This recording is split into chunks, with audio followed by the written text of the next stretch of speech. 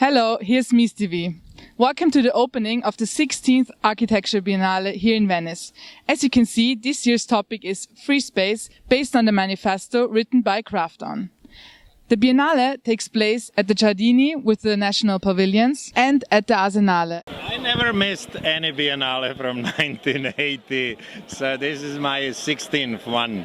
And the Venice Biennale is really a great show where you meet all of your friends all over the world or my former students.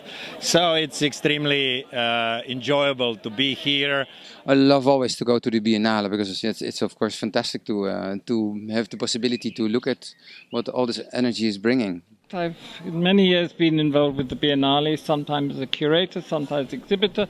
This year as a visitor, but I come because all my friends come here. The Biennale is a regular must-see and must-go actually for every architecture journalist. And I'm here always for the last 30 years, 15 Biennales. We have nothing on the show throughout the whole Biennale. It's a new experience as well, but that's okay. I'm coming for the Dark Side Club, for the debates, for the lectures, and to vent my frustration. So we are here at the opening, so we can check out the pavilions and interview the creators of each Mies TV country. It's also a good opportunity for us to discuss about the event with the guests. How important do you think is the Biennale for the architectural world? I think it's an important moment where ideas are being compressed and presented for a short moment in time. And there's a lot of energy and dynamics, so and a lot of interaction between different countries. I'm, of course, rhetorically a pro-European. You know, I'm the last person who wants Brexit. And this, in a way, personifies that. And that's what it's about. I think, you know, many of us who are veterans of this event don't just come to see... I mean, we do. And we are often very critical. But we also come because it gives you a kind of survey of what's going on, particularly in the intellectual circles of architecture, particularly the people who talk a lot or teach a lot or publish a lot. It's a very good opportunity to have such an overview, I would say. It's the only opportunity in architecture to have an overview. It's extremely important because there are so many awards and events in architecture. Everyone can invent something and say, I have the so-and-so prize and the so-and-so award, but still I think the Biennale is still number one. I myself do not like big exhibitions. I like exhibitions and events that are focused. But I understand this as a kind of a overview of what is happening in architecture. I think if the pavilions and the exhibitions trigger discourse or a debate, then it proves its value. And some pavilions do that. If pavilions don't trigger this kind of conflict of opinions, then they become forgettable, I think, to be honest. I think it's a great pool of inspiration, and also it's a great place to exchange ideas because, I mean, we're all scattered around the world, and it's just nice to really meet and exchange ideas and maybe create some new projects together and, you know, have this kind of layering of ideas and inspiration that's creating a special atmosphere and impact.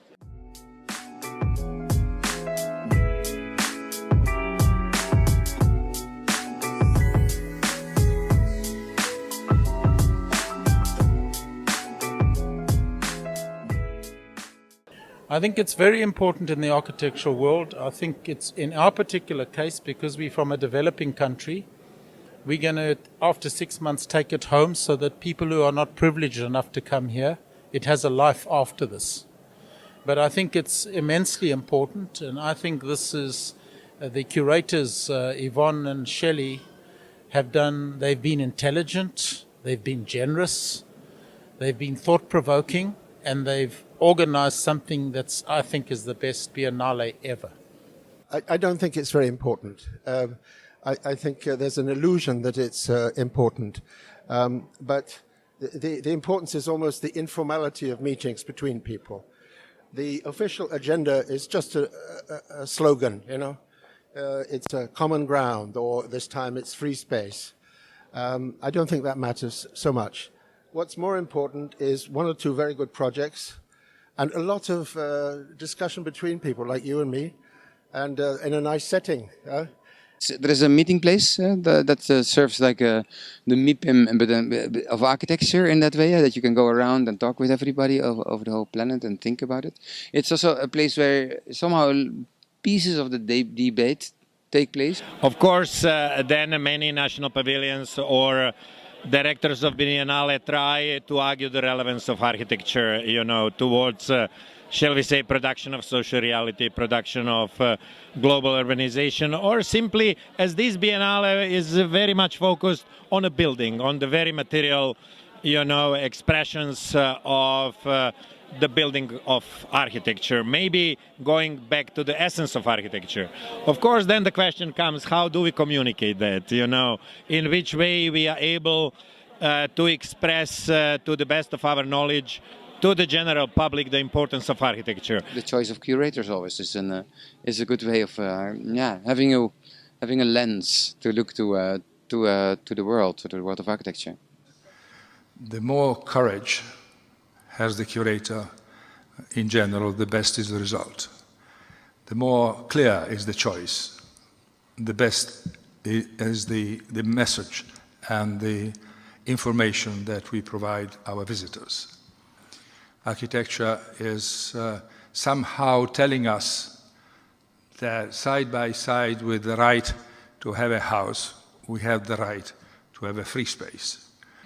And we chose the topic of free space for two reasons, I suppose, that we wanted space to be in the word because architecture is about space.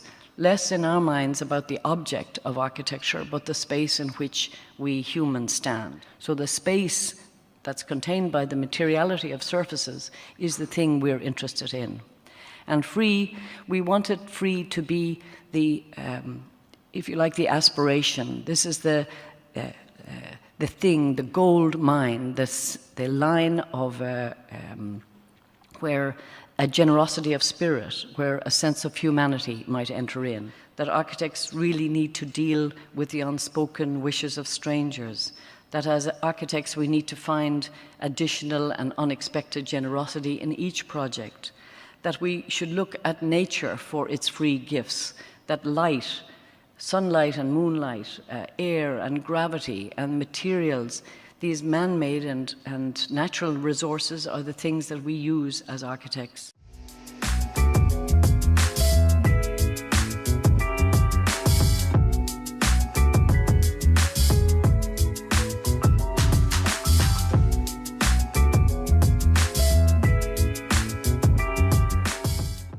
We are GRAFT architects at Marina Bürtler, an architecture office from Berlin, LA and Beijing, and Marina is a politician and former minister of the Stasi, the Federal Ministry of Stasi document control, so to speak.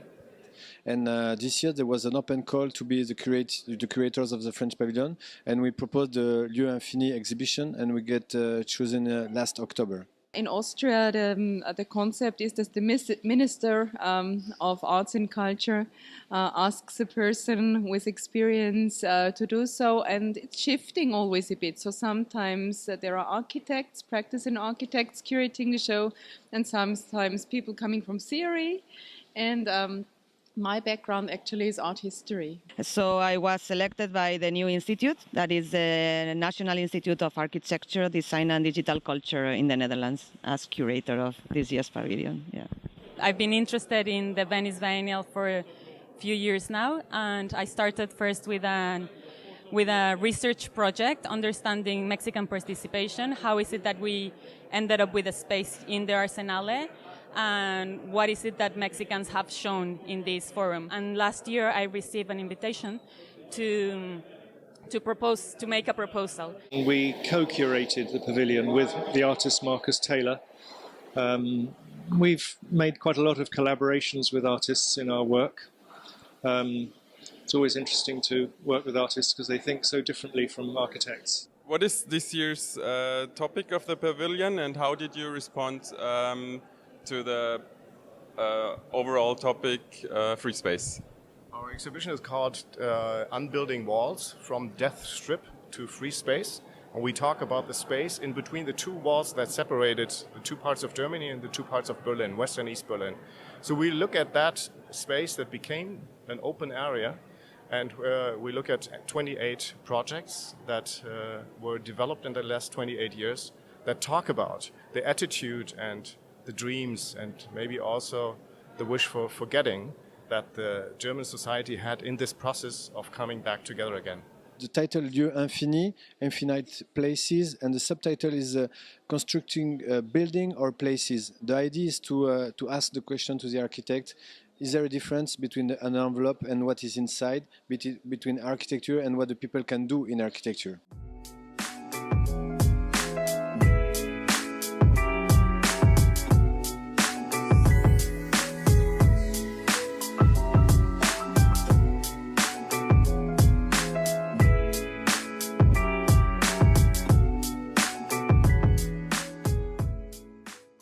The title of our exhibition or project, better to say, is Thoughts Form Matter.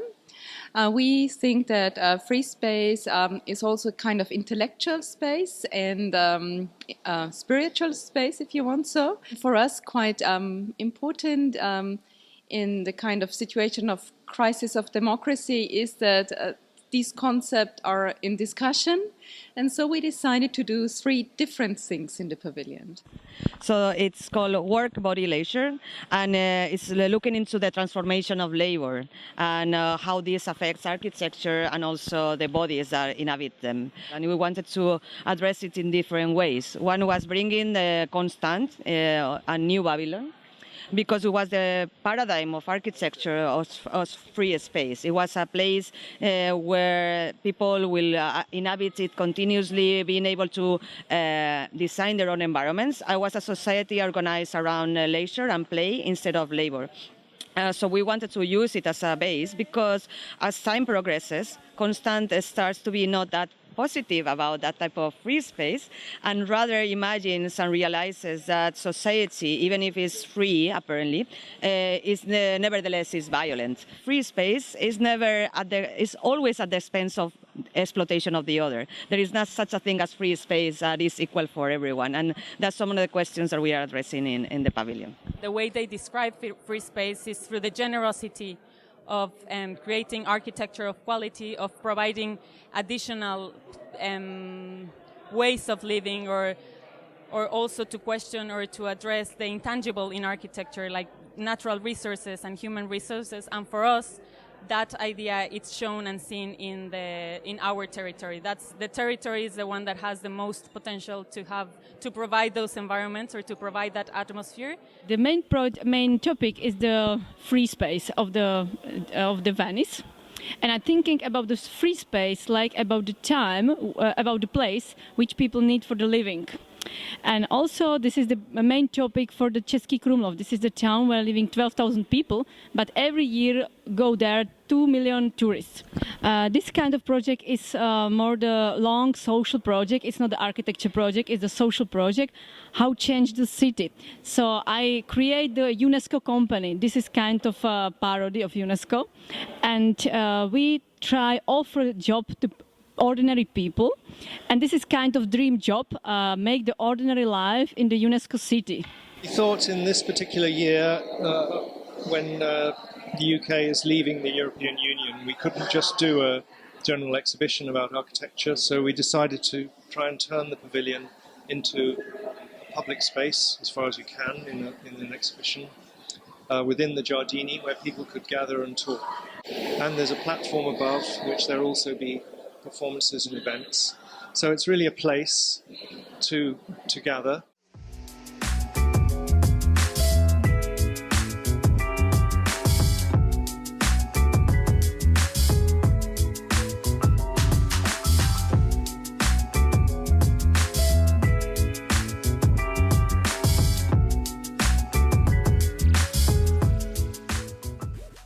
How do you like it so far?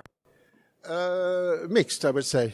One of the problems with many biennales is they just do installations, which are rather bad imitations of artistic installations. and you don't get any architecture, you know. So we've given up our own Biennale, and we kind of mutated into kind of secondary art Biennale in the national pavilions. Not so what I saw here, what I'm starting to see here, I'm just coming through, and not so in the international pavilion, where I think there's some great show. Not necessarily the heroes I would want to see, but I think the Zumthor show is great, an inspiration, and he's also expanding his repertoire, so that was good to see. So I congratulate the curators of the Biennale itself to bring architecture back in, but the national pavilions are a washout, a total washout. Starting with the UK pavilion, by the way, which is literally empty. There's not enough real architecture. I mean, unfortunately, people have interpreted free space. I mean, the British pavilion, for example, has nothing in it. So, I mean, come on. Aujourd'hui, free space, c'est quand même exactement comme si on dit vous pouvez faire ce que vous voulez. Donc, ça commence comme ça. Donc, j'ai vu ce que les gens voulaient dire ou voulaient montrer. Mais je trouve que le thème lui-même n'est pas porteur d'une spécificité. On ne peut pas penser quelque chose d'une généralité. C'est exactement comme si vous demandiez une moyenne. Qu'est-ce que ça veut dire une moyenne? J'ai horreur des moyennes, il n'y a que les cas particuliers qui sont intéressants. Je trouve que la chose qui pour moi est arrivée de la façon la plus convaincante, c'est Peter Zumthor qui a posé là des vraies maquettes, celles avec qui il travaille, qui ont fait de vrais lieux, qu'elles sont posées comme ça, point, sans aucune explication. Regardez, c'est de l'architecture. But to say sincerely, not so many of the exhibits are very interesting. I think that is the problem in architecture today, that it's become just, kind of visual advertisement, but no real sense of life. I think architecture takes 2 steps forward and 1 step back from time to time. This year is definitely a step back. It reminds me of the 1980s or even the 1970s, and its value system and its references are those which, say, 3 biennales ago, when the digital people started to do things that were making our hair stand on end. That was exciting. I felt old hat then. I felt, that, oh my God, things are happening. Now I feel, oh my God, yeah, there's again conversations. Yes, it's all very nice and kind of calm, worthy and wooden and stone, and that isn't my scene. Never has been, never will be. I think it's relaxed. I think the exhibitions are not self-referential to themselves. I think they celebrate this magnificent architecture that it's in. It's like a sublime piece of music. I've never come to a biennale where the curating has in a sympathetic way, actually made something exceptional that ordinary people can experience and understand the beauty of architecture and the generosity of architecture.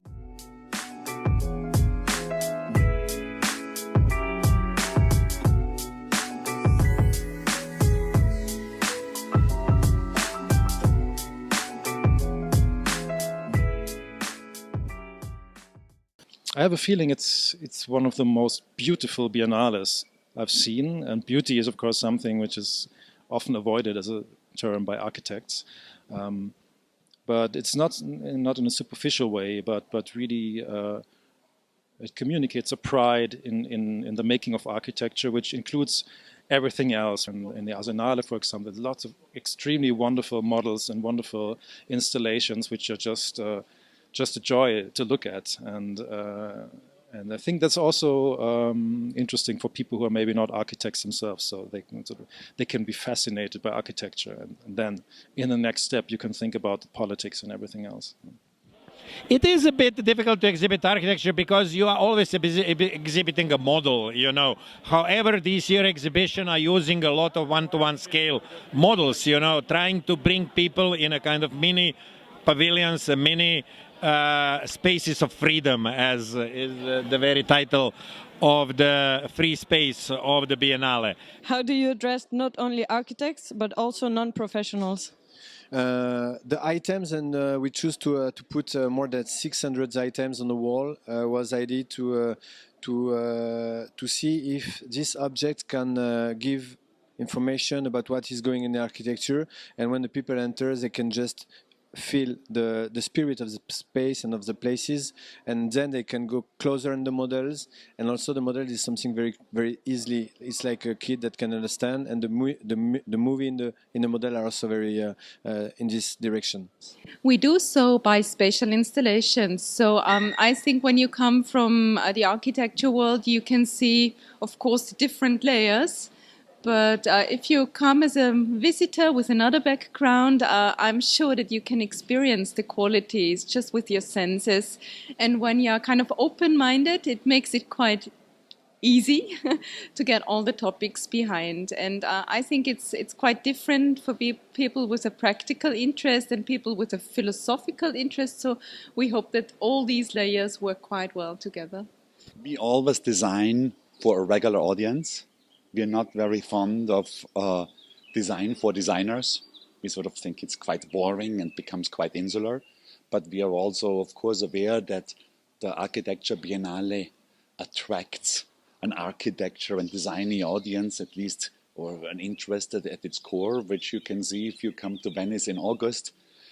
The town itself is much fuller than the area in the Biennale. Definitely, the Venice Biennial, it's for people that are interested in architecture, because there's a filter that you have to pay the access. So people that are not interested in architecture I think that they wouldn't approach this forum. So in a way, it's not only for architects, but it's for the general public that are interested in architecture. And what we show through that, that's why we're not like providing too many texts or too many drawings, architectural drawings or detail. It's more like a experimental space where you get to touch the land and you get to approach to the projects and you get to see the light and the audio compositions in order to acknowledge that architecture is more than just what we build.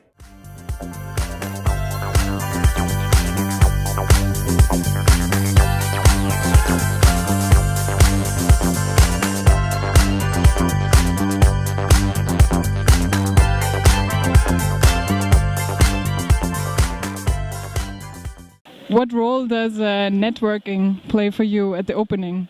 It's something that happens while playing, so to say. So, for me it has some interest, but I don't go ahead planning and, I just let it happen, You bump into people, and I do. It's extraordinary, actually. Yeah, yes.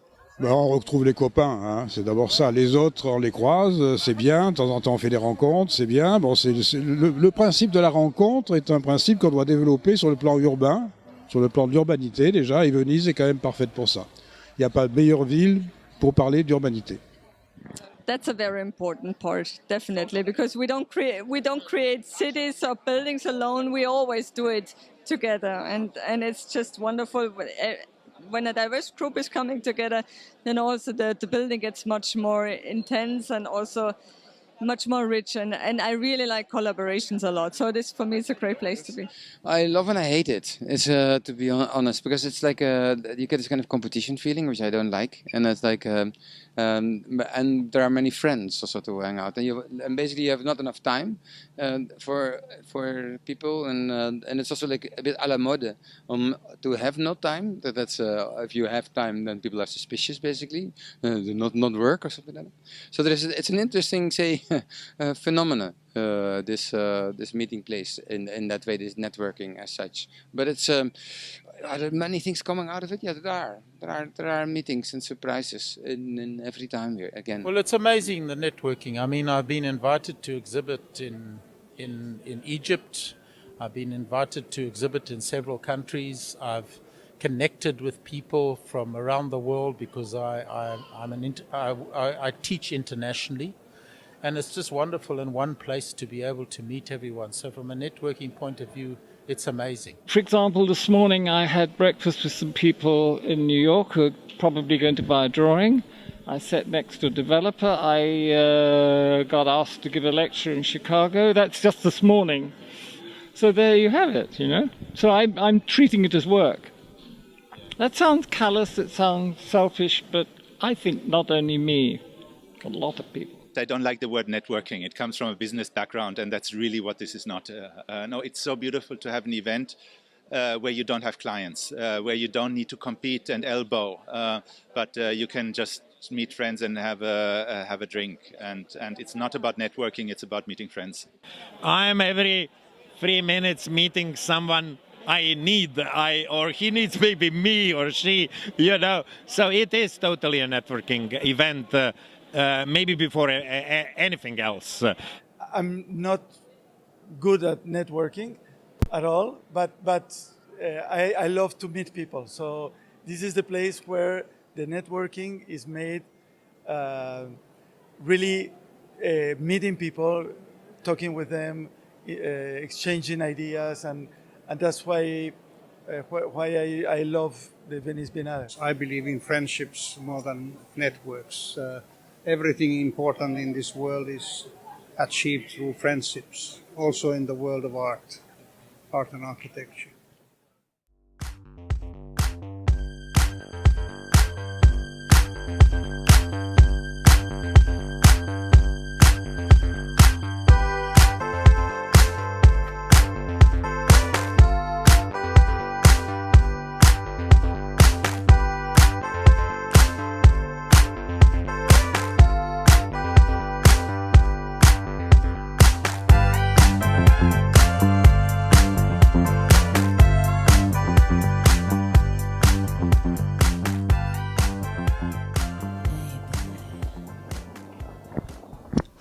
There you are. So this was our documentary about the opening of the Biennale. Until November, you have time to check it out yourself. For further information about us, you can visit our website, our Facebook page, or our Instagram. Thanks for watching Mies TV. Chin chin.